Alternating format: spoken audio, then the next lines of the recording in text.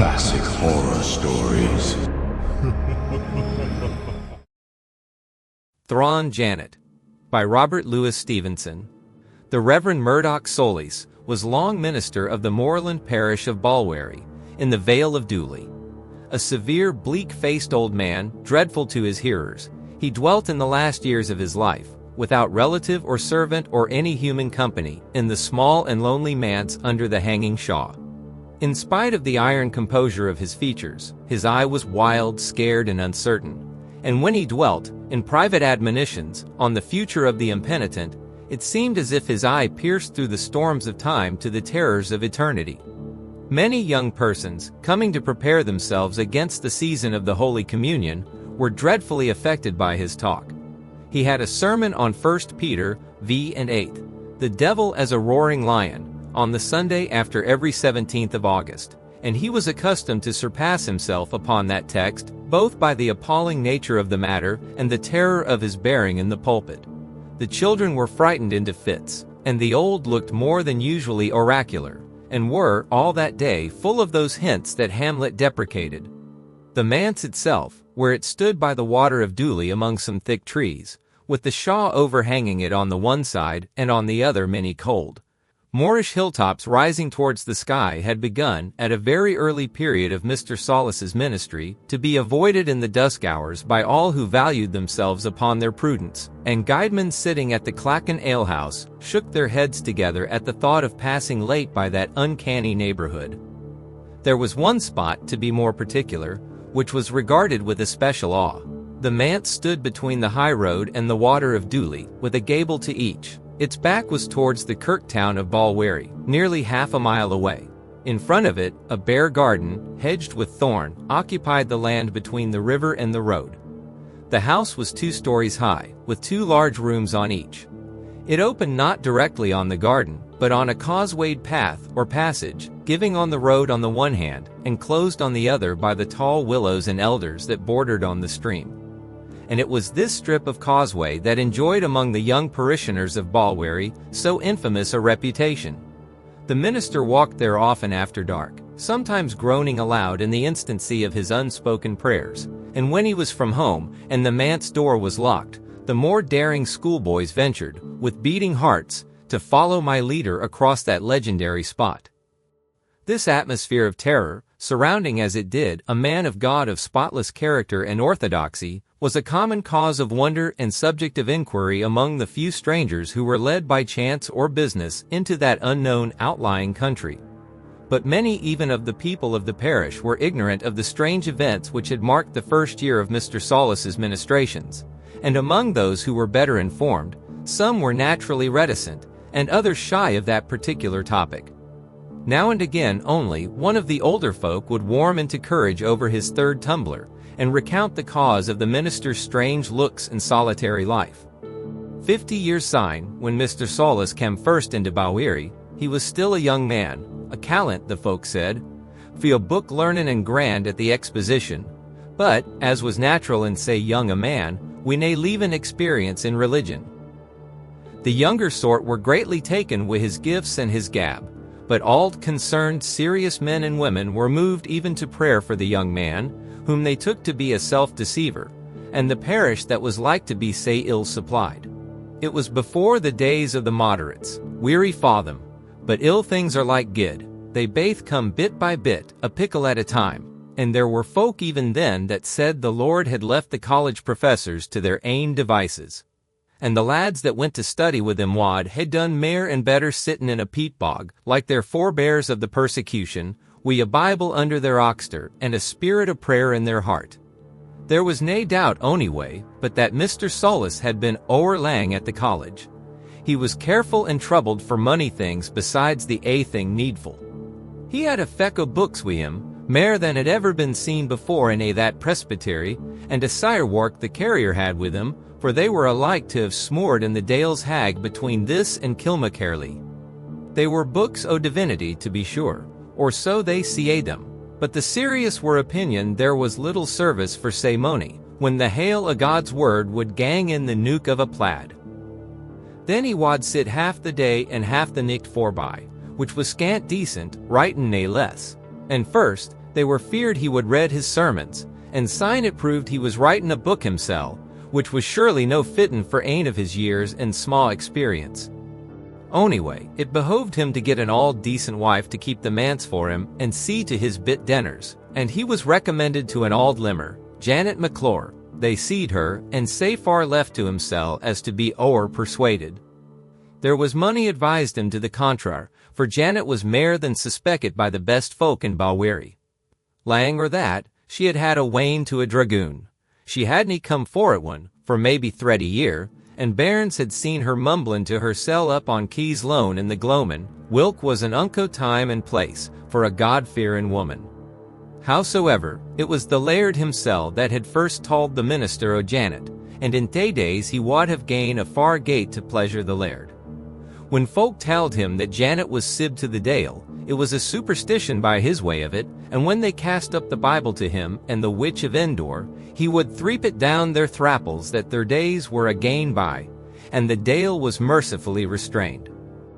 Weel, when it got about the clackin that Janet McClure was to be servant at the manse, the folk were fair mad wi' her and him together, and some of the guidwives hadn't a better today than get round her door cheeks and charge her wi' that was kent again her, frae the sodgers bairn to John Tamson's twa kai.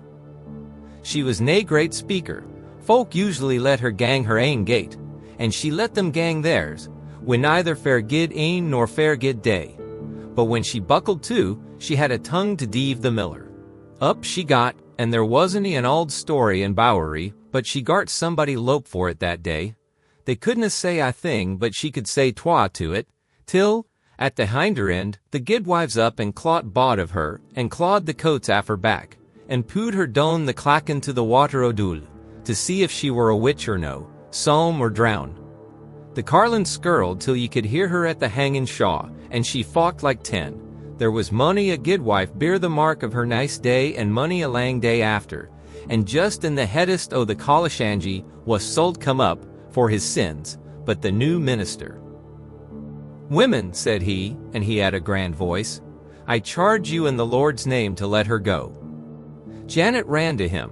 She was fair wi' terror, and clanged to him, and prayed him, for Christ's sake, save her frae the cummers, and they, for their part, told him a that was kent, and maybe mair. "Woman," says he to Janet, "is this true?" "As the Lord sees me," says she, "as the Lord made me, no a word o't. For by the bairn," says she, "I've been a decent woman o' my days." "Will you," says Mr. Solus, "in the name of God and before me, his unworthy minister, renounce the devil and his works?" Weel, it wad appear that when he asked it that, she gave a girn that fairly freighted them that saw her, and they could hear her teeth play dorl together in her chaffs, but there was naething for it but the ae way or the ither, and Janet lifted up her hand and renounced the dale before them a'. "And now," says Mr. Solus to the guidwives, "home with ye one and all, and pray to God for his forgiveness."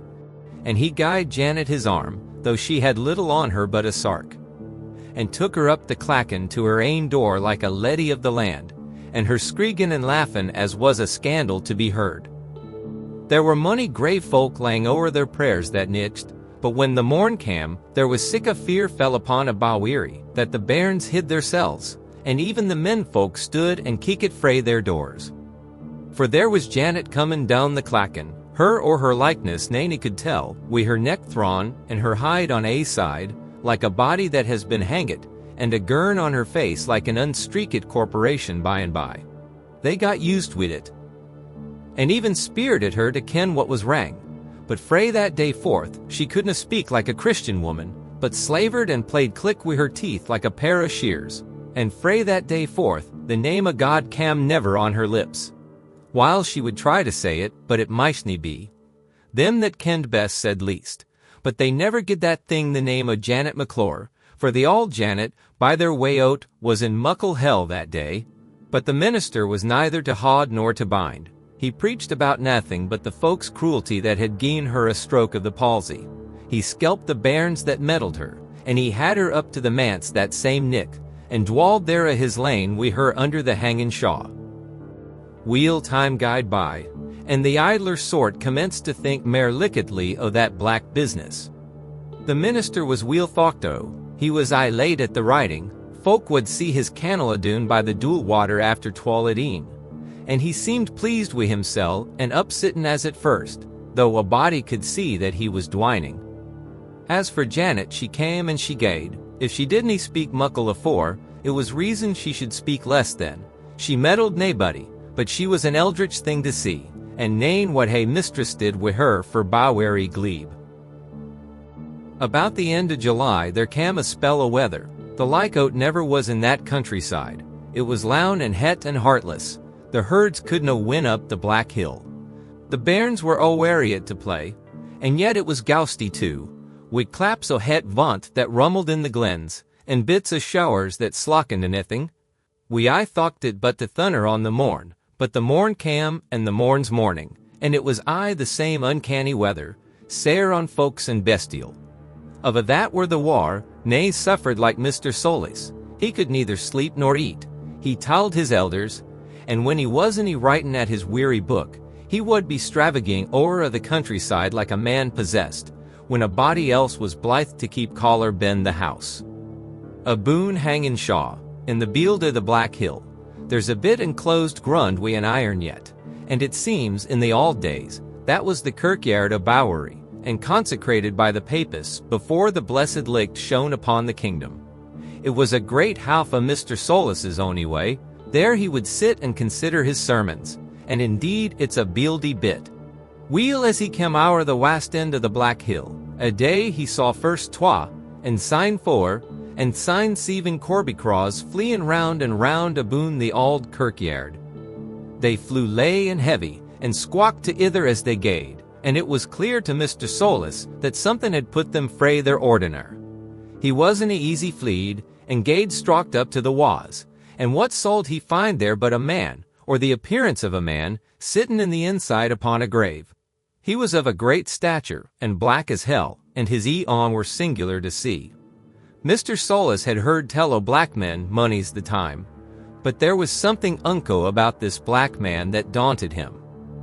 Het as he was, he took a kind o' called grew in the marrow o' his banes, but up he spak for a that, and says he, "My friend, are you a stranger in this place?" The black man answered never a word. He got upon his feet, and begud to hurl to the wa on the far side, but he aye looked at the minister, and the minister stood and looked back, till in a minute the black man was o'er the wa, and rinnin' for the bield o' the trees. Mr. Solis, he hardly kenned why, ran after him, but he was sair for jasket wi' his walk in the het, unhalesome weather, and rin as he liked. He got nae mair than a glisk o' the black man amang the birks, till he won down to the foot o' the hillside, and there he saw him ance mair, gone hap, step, and lope, o'er dule water to the manse.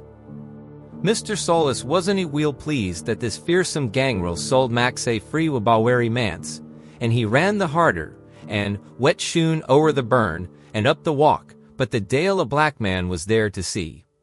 He stepped out upon the road, but there was naebody there. He gaed o'er the garden, but nae black man. At the hinder end, and a bit feared as was but natural, he lifted the hasp and into the manse, and there was Janet McClure before his ain, wi' Thrawn Craig, and nane sae pleased to see him. And he I minded sinsyne, when first he set his ain upon her, he had the same called and diedly grew. "Janet," says he, "have you seen a black man?" "A black man?" quo' she. "Save us you're no wise, minister, there's nae black man in a Bowery." But she didna speak plain, ye maun understand, but yammered, like a pownie with a bit in its moo. "Weel," says he, "Janet, if there was nae black man, I have spoken with the accuser of the brethren."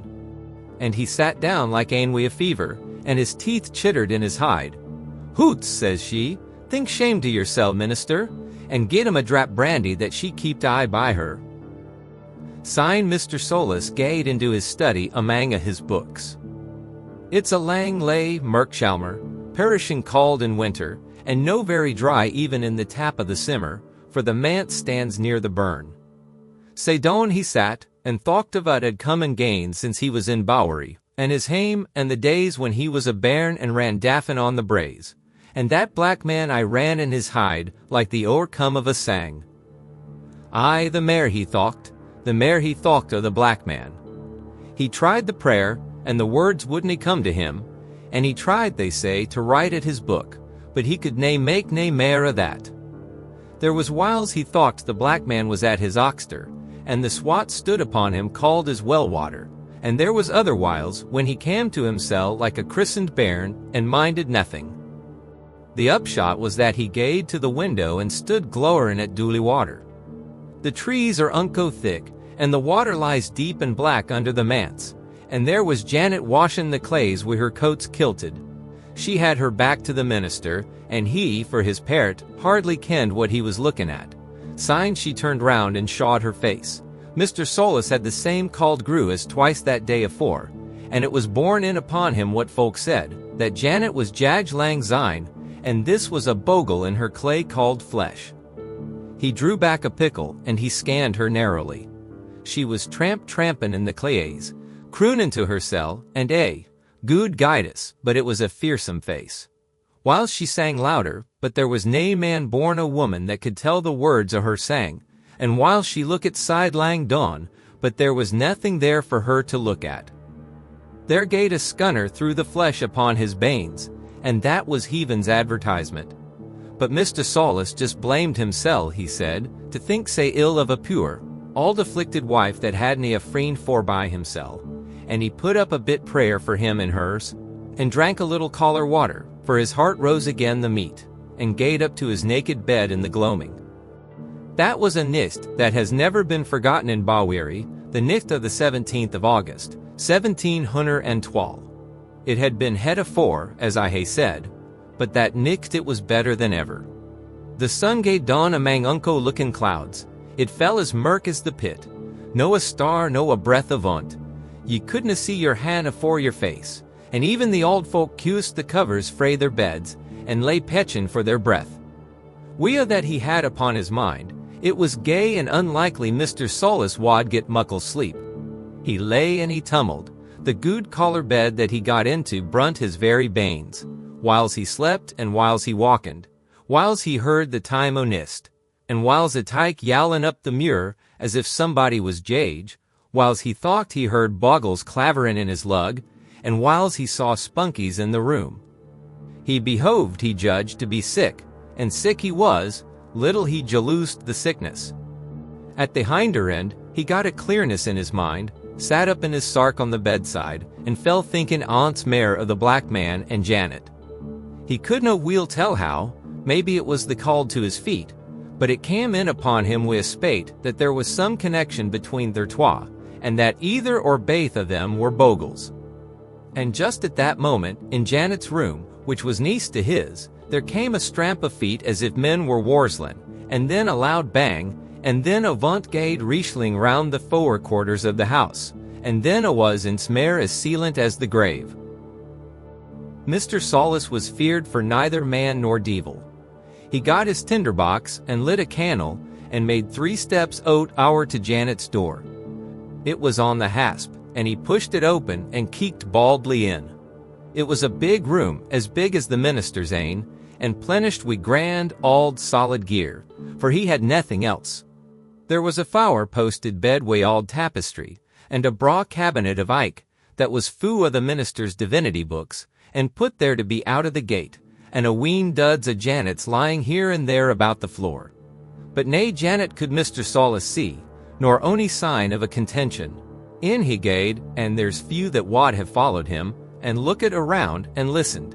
But there was nathan to be heard, neither inside the manse nor in a Balwearie parish, and nathan to be seen but the muckle shadows turnin' round the candle.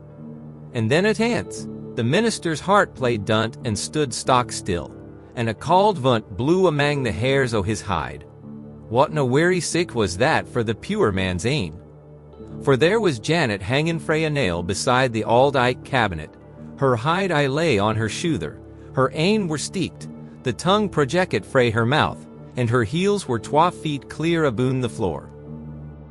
God forgive us all, thought Mr. Solus, poor Janet's dead. He cam a step nearer to the corpse, and then his heart fair whammeled in his inside.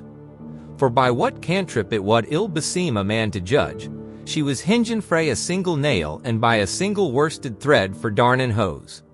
It's an awfu' thing to be your lane at night wi' siccan prodigies o' darkness, but Mr. Solus was strong in the Lord. He turned and gaed his ways out o' that room, and lockit the door ahint him, and step by step doon the stairs as heavy as lead, and set doon the candle on the table at the stairfoot. He couldna pray, he couldna think, he was dreepin' wi' call swat, and naething could he hear but the dunt-dunt-duntin' o' his ain heart. He might maybe have stood there an hour, or maybe twa he minded sae little, when a sudden he heard a lay uncanny steer upstairs. A foot gaed to and fro in the chamber whar the corp was hingin'. Syne the door was opened, though he minded weel that he had lockit it, and syne there was a step upon the landing, and it seemed to him as if the corp was lookin' o'er the rail and down upon him whar he stood. He took up the candle again, for he couldna want the licht, and as saftly as ever he could, ged strocked out of the manse and to the far end of the causeway. It was aye pit mirk, the flame of the candle, when he set it on the grund, brunt steady and clear as in a room. Naething moved, but the dual water seepin' and sabbin' doon the glen, and yon unhaly footstep that cam ploddin' down the stairs inside the manse. He kenned the foot over wheel, for it was Janet's, and at ilka step that cam a wee thing nearer, the call got deeper in his vitals. He commended his soul to him that made and keepit him, and O Lord, said he, give me strength this night to war against the powers of evil. By this time, the foot was comin' through the passage for the door. He could hear a hand skirt alang the wa, as if the fearsome thing was feelin' for its way. The saws tossed and mained together, a lang sigh cam o'er the hills, the flame of the candle was blawn aboot, and there stood the corp of Thrawn Janet, wi' her grogram gone and her black much. With a Hyde eye upon the shouther, and the gurn still upon the face o't, leavin', ye wad hae said, "'Zis Mr. Solus weel kenned," upon the threshold o' the manse. It's a strange thing that the soul of man should be that thurled into his perishable body, but the minister saw that, and his heart didn't break. She didn't stand there lang. She began to move again and came slowly towards Mr. Solus while he stood under the saws. The life o' his body, o' the strength o' his spirit, were glowering frae his ain. It seemed she was gone to speak, but wanted words, and made a sign with the left hand. There cam a clap o' wunt, like a cat's fuff, oot gaed the candle, the saws screeged like folk, and Mr. Solus kenned that, live or die, this was the end o't. "Which beldame devil," he cried, "I charge you by the power of God, begone, if you be dead to the grave, if you be damned to hell." And at that moment the Lord's ain hand out of the heavens struck the horror whar it stood, the all-die desecrated corp of the witch-wife. Bay, say lang keep it frae the grave and hurled round by dales, load up like a brun-stained spunk, and fell in ashes to the grund. The thunder followed, peal on dearling peal, the raring rain upon the back of that, and Mr. Solus loped through the garden hedge, and ran, wi' skellick upon skellick, for the clachan.